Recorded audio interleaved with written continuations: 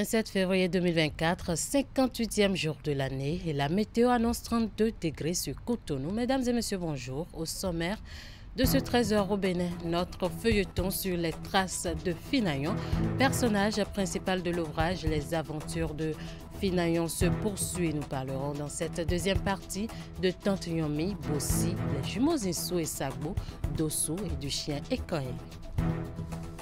Les autorités béninoises affichent une volonté manifeste quant à la reprise imminente des activités économiques et autres entre le Bénin et son voisin le Niger. Olusegun Adjadi Bakari, ministre en charge des Affaires étrangères, l'a confié lors d'une sortie médiatique faisant le point du sommet extraordinaire de la CEDEAO. Vous aurez les détails dans cette édition.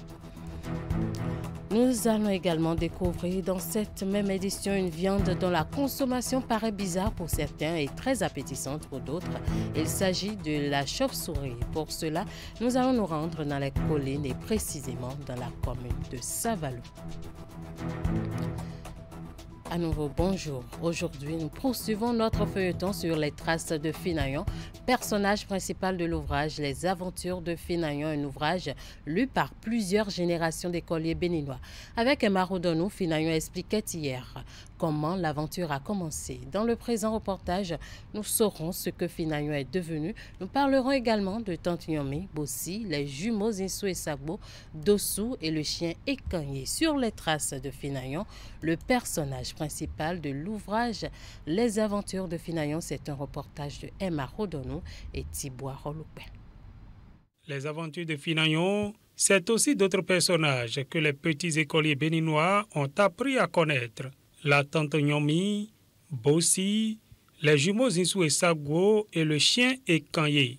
Oui, quand on voit Finayon, je suis l'acteur principal du livre. Il y a ma petite soeur Bossi, et il y a les jumeaux Insou et Sagbo, il y a le petit Dossou. Et disons que Bossi ne vit plus. Bossi ne vit plus. Il y a Insou et Sagbo qui vit, il y a le petit Dossou qui est là. Et lui, il est en Italie. Il y a les animaux de Finayon, il y a le chien Ekoye, le chat Bouboule, il y a, comment on appelle, le singe Matoko aussi. Vous savez que les animaux ont une courte durée de vie. Donc, l'ancien chien n'existe plus. Maintenant, Finayon a un nouveau chien qui s'appelle Ekoye, qui se trouve avec moi, là où je vis. La tante Yomi, c'est la petite sœur de mon papa. Elle vit toujours. La tante Yomi a joué un rôle très capital dans les aventures de Finayon. C'est elle qui a procédé à la sortie de l'enfant à la maison, les cérémonies de sortie qu'on fait à la maison, coutumière, là où on présente le bébé à la nouvelle lune. Et la tante Yomi, c'est son enfant qui est le glouton. On dit le glouton dans les aventures de Finayon, qui a mangé au cours d'une fête, a mangé, il a commencé par vomir. C'est son garçon aîné qui est le glouton dans le livre. Oh, réellement, il était un glouton. Maintenant, quand on lui dit ça, il n'aime pas entendre parler de ça. Élève modèle à qui beaucoup d'écoliers béninois voulaient ressembler, Finayon n'a pas eu la réussite sociale qu'on aurait pu imaginer. Entre échec scolaire et manque d'opportunités, Finayon a finalement pu se frayer un chemin dans la vie active et a travaillé 15 ans dans une société privée qui a finalement fermé. Et Finayon est allé au bac D, 2 fois ça n'avait pas marché. C'est là, avec le concours de mon feu père, il a dit qu'il faudrait que je change de série. Bon, c'est là qu'il m'a amené à Porte-Nouveau. Finayon a commencé la série F4. Dans la première année, Finayon a eu le SUAP, constructeur en bâtiment. Et de deuxième année, en classe de première, j'ai tenté le bac D, ça a marché. Après, l'année suivante, j'ai fait le bac F4, ça a encore marché avec le DTI. Au début, j'avais démarré la vacation. Quand j'ai appris aussi à la radio un concours au niveau d'une société privée qui cherchait des techniciens compétents en génie civil, que j'ai postulé. On était nombreux, on nous a retenus 3 en son temps. Donc j'ai travaillé avec la société jusqu'à sa fermeture. J'ai fait 15 ans avec la société jusqu'à sa fermeture en tant que chef projet et construction. En référence à ces ouvrages dans lesquels il apparaît un héros, Finayon a fondé à Avrancourt une école primaire du même nom. Complexe scolaire Les Aventures de Finayon. Finayon a créé une école, Les Aventures de Finayon, pour immortaliser les aventures de Finayon, comme le livre n'est plus au programme, pour permettre à la génération montante de connaître les aventures de Finayon, même s'ils n'ont pas lu ça. C'est pour cela que nous, on a essayé d'immortaliser le livre en créant l'école Les Aventures de Finayon, qui est de la maternelle au CM2 pour le moment. Dans cette aventure, le petit Finayon du village de Sado, devenu grand, dit n'avoir rien gagné. Bon, disons, de cette aventure, Finayon n'a rien gagné. Je le dis, même le village de Finayon n'a rien gagné de l'aventure. Mon souhait, c'est de demander au gouverneur de ramener ces livres au programme. Même s'il ne veut pas ramener les livres au programme, il y a une forte demande. Il y a une forte demande que les gens demandent quand les gens voient Finayon, où est-ce qu'on peut trouver ces livres. Et ces livres sont des livres de lecture. On peut rééditer et mettre ça au niveau des, des librairies. Les gens vont payer. Et ceux qui ont lu ces livres vont continuer la lecture et mettre ça dans leur bibliothèque. Les Aventures de Finayon a été un outil de formation et d'éducation pour des générations d'écoliers béninois qui s'émerveillent encore aujourd'hui quand les joies de la lecture de ces ouvrages leur reviennent à l'esprit. Voilà qui donne envie de relire ces ouvrages. Nous parlons de ce 1er mars 2024 qui marque le début de la phase répressive du port de casque et autres infractions routières. Il est en effet prévu qu'aucun motocycliste et son passager ne circulent s'ils ne portent pas leur casque. Justement, comment s'apprêtent les usagers de la route de Cotonou et environ pour être à jour avant la date butoir. Une équipe de la rédaction conduite par Florence Bossa s'est rendue sur les points de vente de casques. Suivez le constat fait sur place.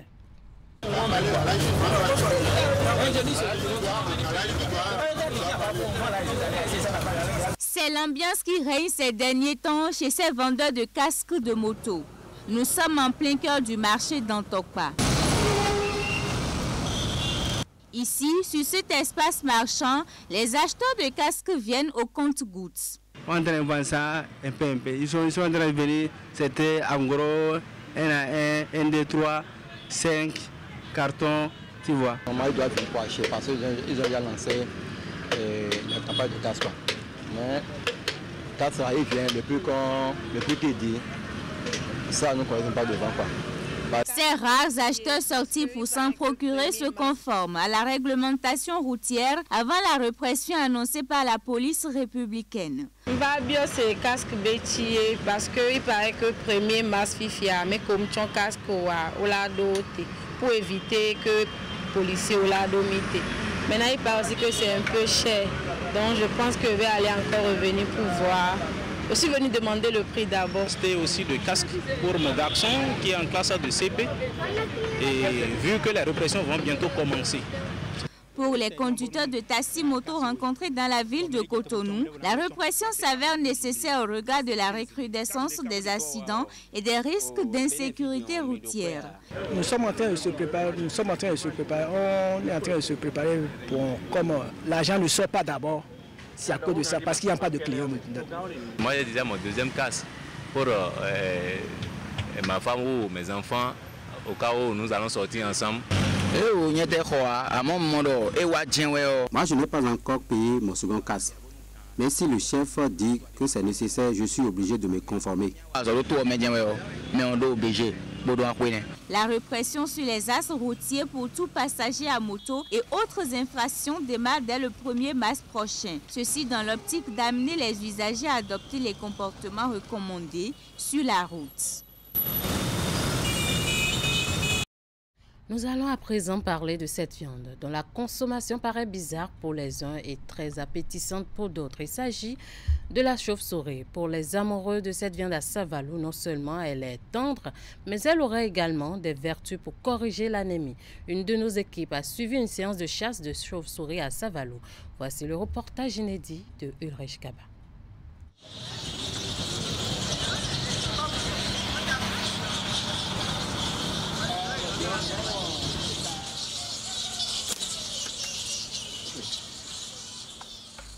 Très tôt le matin, Émile Daïndé commence son sport favori, la chasse à la chauve-souris. Muni de son lance-pierre, ce jeune commerçant est très adroit et sait comment toucher sa cible. Après quelques coups ratés, une chauve-souris atterrit au pied du grand baobab. Moins de 5 minutes plus tard, le jeune chasseur revient avec une autre chauve-souris. Le compte est bon pour cette journée. C'est ma vivette ici. J'ai commencé par tenter à vendre un peu aux jeunes, mais dites-vous, ils viennent manquer correctement. Très rapidement et avec une rare dextérité, ils dépecent les chauves-souris de leurs enveloppes charnelles. Tout est fait prêt pour la cuisson. C'est une viande très prisée dans la commune de Savalou. Oh, c'est doux correctement, c'est doux, ça dépasse toute la viande. Hein. Ma petite fille, ma Benjamin, tout à l'heure, elle me dit à toquer, papa, à toquer, c'est ça, elle me dit tout le temps. Bon, ça vous a dit que c'est bien doux. Non, si, vous allez le constater tout à l'heure, c'est moi-même qui vais faire la cuisine, tout à l'heure même. Je vous donne plus 15 minutes pour faire la cuisine et vous allez goûter, boire. Pour la plupart des grands consommateurs de chauve-souris, cette viande serait un remède idéal contre l'anémie. L'information coule sur toutes les lèvres, même si elle n'est pas scientifiquement démontrée. Avant, les grands-pères ont dit que pour manger ça, c'est bon. Mais actuellement, si tu as mangé ça, ça donne le champ encore. Ça cause encore nous on veut ça. Mais à l'hôpital même, on dit que si tu es malade, si le sang te manque, mais il faut manger un peu de chauve-souris. Non, entendu, ni ebeni le ni mi babo wuli bo dabi bo bloni et non bon et non bobono mo aider. J'ai un grand frère du nom de Daïndé Constant. Moi c'est Daïndé Émile. Son je vais dire aîné, Prince il s'appelle Daïndé Prince. Il souffrait, il est tout le temps malade. Et à ce qu'il paraît, quand on l'envoie à l'hôpital, on dit il y a le sang qui manque, quoi. Un vieux père lui a dit, ah, mon enfant, je te conseillerais de tuer cet oiseau du nom de chauve-souris. Vernaculairement, c'est atoké, nous on dit. Et c'est ici, il a tué. Le vieux lui a dit, il faut préparer le tout. L'enfant n'a qu'à tout prendre seul. 2 fois il a fait, je vous jure, depuis ce moment à aujourd'hui, le petit n'est plus jamais allé à l'hôpital à cause du manque de sang. Qu'elle soit effectivement un remède ou pas, les consommateurs aiment bien le goût exquis de la chauve-souris. Même l'équipe technique de tournage se retrouve envoûtée par cette viande fraîchement cuite et partagée ici comme un casse-croûte.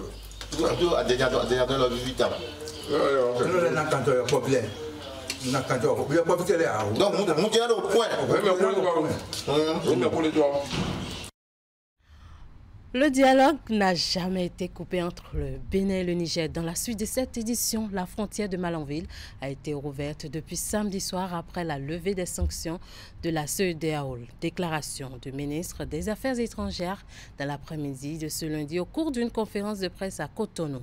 Il réaffirme la volonté des autorités béninoises quant à la reprise imminente des activités économiques et autres entre les 2 pays frontaliers. Olusegun Djadi Bakari a martelé dans sa sortie médiatique tout l'espoir de ranger au passé cette situation tendue dans la sous-région jusque-là le plus tôt possible. Écoutons un extrait de sa déclaration lors de ce point du sommet extraordinaire de la CEDEAO au micro de William Cliquant.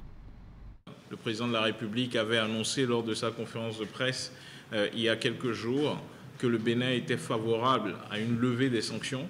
Ce travail a permis, après cette prise de position du président de la République et de concert avec ses homologues de la sous-région, on constate maintenant une levée effective des sanctions. La CEDEAO n'est pas simplement une organisation, c'est une communauté de peuples. Cela va au-delà de nos personnes individuelles. Ce sont des peuples qui ont l'habitude de vivre ensemble. J'ai écouté personnellement avec beaucoup d'intérêt le général Tchiani il y a quelques semaines. Et il y a une chose sur laquelle nous nous entendons tous, c'est de dire qu'il ne viendra à l'idée de personne, au sein de la CEDEAO aujourd'hui, de dire qu'il faudrait exiger d'un Nigérien un visa pour entrer au Bénin. Ça ne viendra à l'idée de personne de dire que les Burkinabés qui vivent en Côte d'Ivoire qu'on devrait leur demander des cartes de séjour. On peut dans une famille se disputer, on peut dans une famille avoir des désaccords. Ce n'est pas la raison pour laquelle on déchire son acte de naissance et on renonce à son nom de famille. Nous faisons partie d'une famille, le Niger, le Burkina, le Mali continuent, les peuples du Niger, du Mali, du Burkina continuent de faire partie de notre famille. Et nous allons, dans les jours, les semaines à venir, tout mettre en œuvre pour faire en sorte que nos frères du Niger, du Mali et du Burkina restent au sein de notre famille.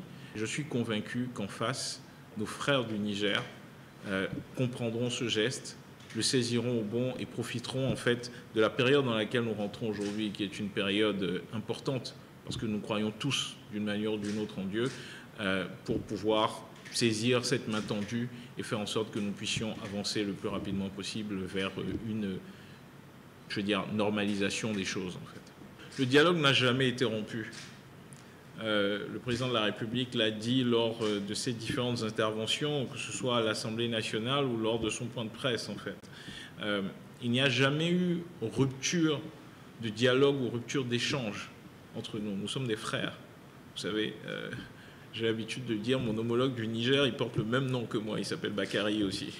Et donc, régulièrement, nous avons des échanges, nous parlons. Il y a toujours eu des passerelles. Ce n'est pas tout que l'on met sur la place publique, mais je pense que nous allons intensifier encore ces efforts de manière à ce que les liens qui sont, j'ai envie de dire, le Bénin et le Niger sont des pays siamois, comme le président de la République a l'habitude de le dire. Il ne peut pas y avoir, le Bénin ne déménagera pas, et le Niger non plus ne déménagera pas. Donc nous sommes obligés de travailler ensemble, et je pense que la levée de ces sanctions pose les bases pour que nous puissions avancer de manière rapide. C'est ce lundi 26 février 2024 que s'est ouvert officiellement à Abu Dhabi aux Émirats Arabes Unis la 13e conférence ministérielle CM13 de l'Organisation mondiale du commerce OMC. Les ministres du commerce du monde entier prennent part à cette importante rencontre afin d'examiner le fonctionnement du système commercial multilatéral et de prendre des mesures pour les travaux futurs de l'OMC. À cette occasion, la ministre béninoise du commerce, à l'instar de ses pairs, a prononcé sa déclaration. Shadia Alimatou Assouman a, entre autres, réaffirmé et consolidé son plaidoyer pour le Bénin dans le cadre du partenariat OMC-FIFA en faveur du coton, la substance de son discours. Mon pays souhaite réaffirmer solennellement ici son alignement sur les positions de ses principaux groupes d'appartenance qui défendent les besoins et priorités des pays en voie de développement et des PMA dans les négociations commerciales multilatérales, à savoir le G90, le G33, le groupe ACP, le groupe africain, le groupe des PMA et last but not least, le C4. Dans le même esprit, le Bénin tient à féliciter les Comores et Timor-Leste pour leur accession à l'OMC qui sera actée durant cette conférence et permettra ainsi de renforcer le poids des PED au sein de l'organisation. Saluer des progrès accomplis en vue de l'entrée en vigueur effective de l'accord sur les subventions à la pêche adopté lors de la CM12 et de sa nécessaire évolution vers un accord complet dans le cadre des négociations en cours sur les questions en instance. Se féliciter en tant que pays co-auteur de cette initiative de l'aboutissement des négociations concernant l'accord sur la facilitation de l'investissement pour le développement, dont l'adoption effective au cours de cette conférence ministérielle et l'incorporation souhaitée dans l'accord de Marrakech permettront d'assurer une plus grande participation des PED aux flux mondiaux des investissements directs étrangers. S'associer pleinement au projet de déclaration ministérielle proposé par la Chine et un groupe de pays sur le renforcement de la coopération en matière de réglementation en vue de réduire les obstacles techniques au commerce. Féliciter la directrice générale pour le lancement avec la Banque mondiale de l'initiative Digital Trade in Africa, destinée à soutenir le développement du commerce électronique en Afrique et la signature avec la FIFA du mémorandum d'accord visant à soutenir entre autres le développement des chaînes de valeur du coton dans les pays du C4. S'agissant particulièrement du coton, l'absence de résultats concrets depuis 20 ans sur la question névralgique du soutien interne continue d'anéantir inexorablement les efforts, mais aussi les espoirs de nos petits producteurs qui n'aspirent légitimement qu'à une seule chose, pouvoir vendre leur coton au juste prix sur le marché international pour vivre dignement du fruit de leur labeur. C'est pourquoi le Bénin exhorte tous les membres de l'OMC à soutenir le projet de décision ministérielle sur le coton soumis par le C4 et au-delà, à soutenir dans le sillage du partenariat OMC-FIFA précité les initiatives nationales d'industrialisation à l'œuvre, telle la zone économique spéciale de Glodjibé, lancée par le gouvernement béninois pour promouvoir et accélérer la transformation locale du coton dans le cadre d'une chaîne de valeur complète et intégrée. D'une manière générale, un sursaut collectif s'impose comme une urgente nécessité pour surmonter les divergences persistantes dans les négociations sur l'agriculture qui constituent le point d'achoppement du cycle de Doha. Le plaidoyer soutenu de la ministre de l'Industrie et du Commerce et le lobbying du Bénin ont permis de décrocher officiellement l'organisation à Cotonou de la prochaine édition de la Journée mondiale du coton. Il faut retenir que plusieurs événements majeurs ont également eu lieu en marge de la cérémonie officielle de cette 13e conférence ministérielle de l'OMC à Abu Dhabi. La réunion de haut niveau sur le coton, le panel sur l'initiative de l'OMC et de la Banque mondiale pour le développement du commerce électronique en Afrique ou encore la rencontre relative à l'accord sur la facilitation des investissements. On n'occultera pas les séances de négociation de la ministre Shadia Alimato Assouman avec le président de la FIFA, Gianni Infantino, et la directrice générale de l'OMC, Ngozi Okonjo-Iweala. Déjà, bientôt, le 5e recensement général de la population et de l'habitat va démarrer dans toutes les communes du Bénin. En prélude à cette opération, l'Institut national de la statistique et de la démographie (INSTAD) a initié une formation à l'endroit des agents cartographes qui ont été présélectionnés. Les activités de cette formation, qui vont s'étaler sur 21 jours, ont officiellement été lancées à Porto Novo en présence des responsables de l'INSTAD. Les détails dans ce reportage. C'est ici, à Porto Novo, que le directeur général de l'Institut national de la statistique et de la démographie a officiellement lancé la formation des agents cartographes présélectionnés pour le compte du 5e recensement général de la population et de l'habitat au Bénin. La cartographie censitaire étant l'opération indispensable pour le recensement, l'Institut a convié ses agents à cette formation dans l'objectif d'avoir, après leur déploiement sur le terrain, des informations fiables. Lesquelles informations qui vont favoriser l'organisation des zones de dénombrement et plus tard vont orienter les politiques publiques de développement du Bénin. Les résultats du recensement sont très importants dans la programmation du développement d'un pays. Si vous ratez, si nous ratons, ça veut dire que toutes les informations que nous allons communiquer seront de fausses informations. Et toutes les décisions qui seront prises sur la base de ces fausses informations seront des décisions qui ne vont pas impacter la population. Et vous et moi, nous sommes dans la population. Il faut que de bonnes décisions soient prises pour nous, pour que nous puissions vraiment nous sentir à l'aise, voir que notre pays est développé. Et sur le terrain, il vous reviendra de développer votre capacité de persuasion pour parler à nos parents, pour parler à nos frères, pour qu'ils vous donnent les informations qu'il faut et des informations réelles. Donc cela veut dire quoi? Cela veut dire que vous serez suivi de très près. Et pour ne pas tomber dans notre piège, c'est qu'il faut que ce qu'on vous a demandé d'aller faire sur le terrain, que vous alliez vraiment le faire. La formation va durer 21 jours et est axée sur les différentes techniques de collecte des données géoréférencées. Nous allons enseigner aux agents la méthodologie même de la cartographie. Nous allons leur enseigner les différents concepts que nous utilisons dans cette méthodologie-là pour qu'ils puissent également s'approprier ces concepts-là. Il y a les bonnes manières les règles générales de conduite par rapport à la cartographie. D'ailleurs, pour tout agent qui devrait travailler sur le terrain, il y a un certain nombre d'éléments de comportement que nous devons leur enseigner pour qu'arrivés dans les ménages, ils puissent être acceptés, ils puissent être bien accueillis. En plus de tout cela, il y aura des simulations. Parce que dans nos communautés, il y a des gens qui ne parlent pas le français, c'est les langues locales, donc il y a des simulations dans nos langues locales qui seront réalisées pendant plusieurs étapes ici.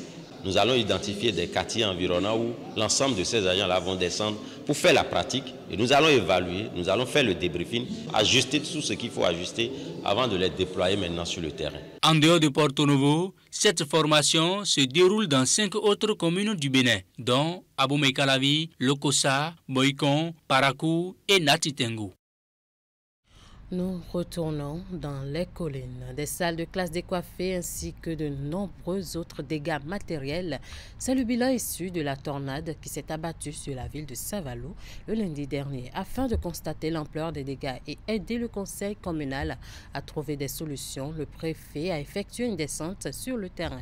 L'autorité est allée aussi témoigner de son soutien comme il est de coutume dans de pareilles circonstances. Les détails avec Imet Hélène Amoussou et Georges Vaudounan. Des murs et clôtures d'écoles effondrées, des salles de classe décoiffées dans les collèges de même que dans les établissements primaires, des arbres déracinés et obstruant les voies. Dans la commune de Savalou, la tornade qui s'est abattue le lundi dernier sur la ville a causé de nombreux dégâts. Comme vous le constatez, malheureusement avec nous, les dégâts matériels sont énormes. Ce qui est plus alarmant dans la situation, la reprise des cours est pour 2-3 jours et il faut que des dispositions soient prises pour corriger un peu l'état actuel de ces bâtiments pour permettre aux enfants, à nos enfants, d'aller convenablement au cours.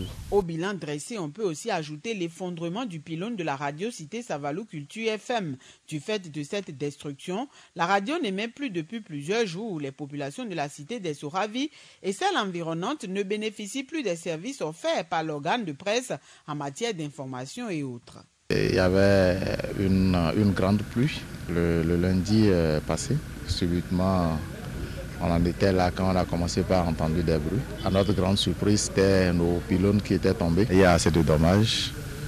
Vous avez vu, ça a cassé le mur d'à côté. Ça a brisé même les toitures. Et de l'autre côté aussi, la clôture était tombée. En dehors de tout ce que ça nous a créé comme dégâts même matériels dans la maison. C'est le silence pour le moment, mais je pense que d'ici peu, nous allons reprendre. Informé de la situation, le préfet des collines a effectué une descente sur le terrain pour constater l'ampleur des dommages provoqués par la pluie. La démarche sonne également comme pour témoigner du soutien au conseil communal qui s'emploie à trouver solution au problème. En tant qu'autorité garante de la protection civile, il était normal que je vienne constater l'ampleur des dégâts afin de pouvoir activer le dispositif qui est mis en place par le gouvernement afin d'accompagner les personnes sinistrées. Vous avez constaté qu'il s'agisse du CG1 Savalou, qu'il s'agisse de l'école urbaine centre, qu'il s'agisse de l'école Albitodi où nous sommes. Vous avez constaté que le dégât est vraiment important et il était de bon ton que je vienne constater cela moi-même afin de pouvoir rendre compte à la hiérarchie. Je constate aussi que le conseil communal est mobilisé et ça fait plaisir de le savoir. Je voudrais remercier l'autorité préfectorale qui a fait le déplacement et comme vous l'avez écouté, prêt à accompagner le conseil communal. Je ne peux que le remercier et lui dire que puisqu'il est en train de nous soutenir, nous n'allons pas baisser les bras, nous allons aussi jouer notre partition. Depuis la survenue des événements, les autorités locales multiplient les réunions. L'objectif des échanges reste le même, trouver les moyens de restaurer les toitures des écoles et collèges avant le retour des congés pour la reprise des cours. Votre émission hebdomadaire Zone Franche a reçu ce dimanche sur la question de l'accès à la terre au Bénin Moussé Daouda, juriste, expert du foncier. L'invité de Franck Aounou et William Clécan a formulé aux dirigeants quelques recommandations en vue d'une optimisation du secteur foncier au Bénin. Voici un extrait de ces propositions. Il faut commencer par vulgariser les tests qui régissent le foncier. Les différents tests qui régissent le foncier en République du Bénin il faut commencer par les vulgariser, du moins dans toutes les langues. Il faut budgétiser. Il faut que les collectivités territoriales puissent aller à la budgétisation des outils d'urbanisme et d'aménagement du territoire. Vous entendez schéma d'aménagement, vous entendez plan d'occupation du sol, vous entendez ci ou ça. Actuellement, ce n'est pas budgétisé. Ce sont des outils, mais beaucoup plus. On a toujours attendu les partenaires techniques et financiers parce que c'est des outils qui consomment beaucoup. Et lorsque les communes ne sont pas financièrement debout, ils vont attendre toujours l'aide des partenaires. Il faut sécuriser les transactions foncières. Pour ce volet, nous allons toujours remercier la NDF, et notamment son directeur. J'ai parlé aujourd'hui du titre foncier, qui est aujourd'hui le document sans lequel aucune transaction au Bénin ne peut plus être possible. Il faut aller épousseter les contentieux qui traînent depuis 5 ans, 10 ans devant les juridictions. Ça porte atteinte grave au projet des populations. Le tournoi de l'Association pour le développement économique et social ADES Al-Nidaou, organisé dans le cadre des retrouvailles annuelles des filles et fils de Séméré, a connu son épilogue. La grande finale qui a mis aux prises l'équipe de Cotonou à celle de Malanville s'est disputée ce samedi 24 février 2024 sur le terrain de fortune de cette localité. Engagé pour l'éclosion des talents footballistiques à la base, l'honorable Abdoul Malik Gomina a soutenu les organisateurs avec des équipements sportifs. Alassane Harouna et Abou Sabi Idrissou. Une conduite exemplaire et honnête en vue d'un dénouement heureux du tournoi de football initié par l'Association de développement économique et social de Séméré, ADES Al-Nidaou, dans le cadre de son congrès annuel. C'est le maître mot du comité d'organisation à l'endroit des différents acteurs de ce tournoi de football. Un tournoi auquel ont pris part aussi bien les équipes locales que celles de la diaspora. Vous avez fait preuve de fair play tout au long du tournoi.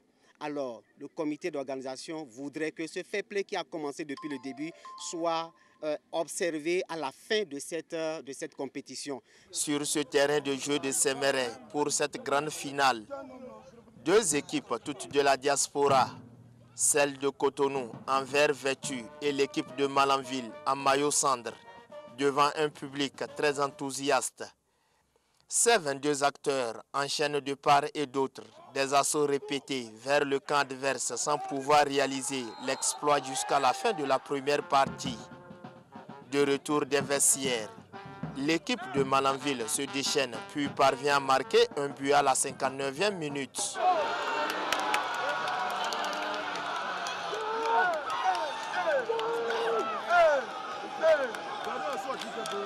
Score resté inchangé jusqu'à la fin de cette rencontre. On ne pensait pas d'être ici pour jouer la finale. Tout le monde nous voyait comme une équipe faible, mais la vision les a trompés. Par exemple, ce qu'on a montré sur le terrain, c'est très joli. Du début jusqu'à la fin. Vraiment, ils étaient très performants sur le terrain. Par contre, nous aussi, on n'a pas démérité, mais dans un match de football, il y a toujours un perdant et un gagnant. Vraiment, bon, je dis aussi merci à l'organisation, merci à tout le staff technique du football ADES Al-Nidaou. Et je dis aussi merci à les arbitres et tout. Pour appuyer le comité d'organisation dans ses efforts de promotion de football local, l'honorable Abdoul Malik a mis à sa disposition des équipements sportifs de grande valeur. Nous avons un trophée à l'image de celui de la Champions League. Oui. l'honorable Malik Gomina. C'est grâce à lui que nous avons eu ce trophée. Nous avons également des maillots venant de lui. Nous tenons vraiment à lui dire merci. Infiniment merci, honorable. En plus des médailles, des jeux de maillots et une enveloppe financière, l'équipe de Malanville enlève le géant trophée.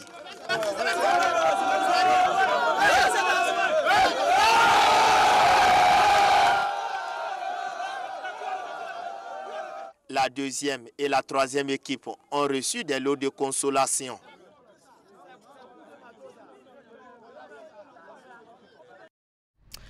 Voilà qui met fin à cette édition. Une pieuse pensée à l'âme du premier adjoint au MEF, Dominique Kaké-Sorin, que vous avez pu apercevoir dans le reportage sur la tornade qui a dévasté quelques écoles dans le département des Collines. Merci à vous de nous avoir suivis.